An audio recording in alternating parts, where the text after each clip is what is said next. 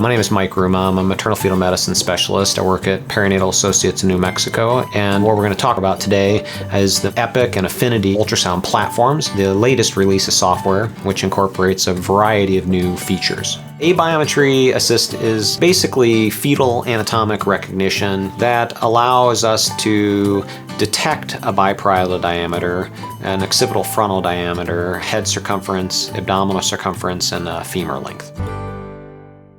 All right, we're going to do a demo of aBiometry Assist technology on the Philips Epic and Affinity systems. And what I have on the monitor here is an image of the fetal head. And I'd like to walk you through capturing both the feed from the screen as well as what goes on the touch screen.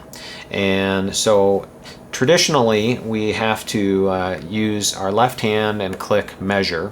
And I'm going to change this to manual to simulate what we would do in a manual fashion. So again, click measure, maneuver the calipers to the upper portion of the biparietal diameter and move it down to the inner portion of the biparietal diameter, and then select the biparietal diameter and then hit acquire. Next, we will have to click measure again, bringing up another caliper, select the front portion of the head for the occipital frontal diameter, the back portion of the head for the occipital frontal diameter, accept those measurements as the OFD, and then acquire. So using the trackball and having to do this. We're going to then erase these, and I'm going to deploy and measure the head circumference. So we're going to click head circumference, and what you're going to see is I again have to use my left hand a bit, maneuver over to the back of the head, alternate the ellipse and select and maneuver the ellipse to make sure I'm happy with that, and then actually acquire that measurement. So next we're going to measure the abdominal circumference, and I'll show you how that works in a manual fashion. So we have our abdominal circumference, and I'm going to select abdominal circumference, and now I need to measure it. So we place the caliper at the front of the abdomen, we place the caliper at the back of the abdomen, we make the size of the ellipse slightly smaller to work around the belly, and you can see this requires sometimes a bit of manipulation, and we finally accept that. Now we're going to go and find our femur. We identify the femur, and let me show you how we're going to measure that manually.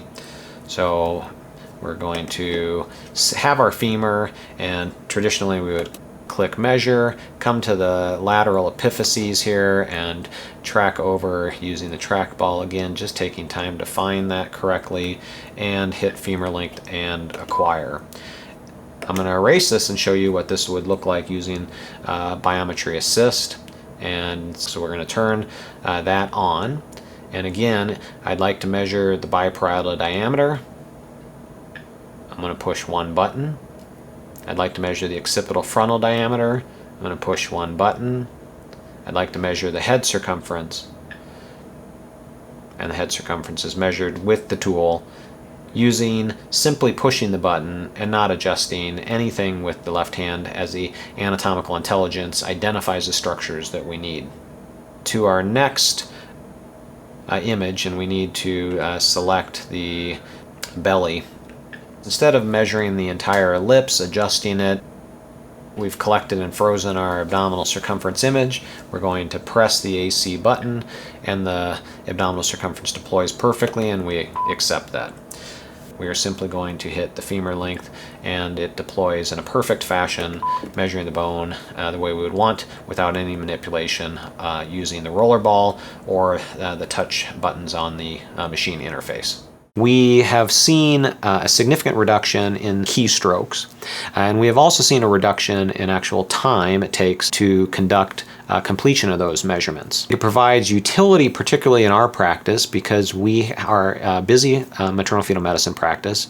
We do thousands of ultrasounds a year, and really anything that saves us time on each patient throughout a day helps us to provide better care to patients, because I can actually spend more time with the patient if I'm doing less measuring. I can also actually spend more time seeing additional patients.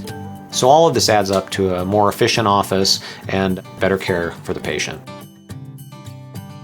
3D93V as a transvaginal transducer is an excellent transducer. It provides incredible imaging quality. The software release incorporates the capacity to use the tilt feature. It allows us to actually steer the imaging without having to manipulate the actual transducer. Instead of having to maneuver with the probe, we are able to leave the probe in the mid-plane and use the rotary dial and actually rotate and tilt and visualize the structure with that fashion, allowing the patient to be more comfortable during the exam and eliminating a significant amount of maneuvering of the actual transducer probe.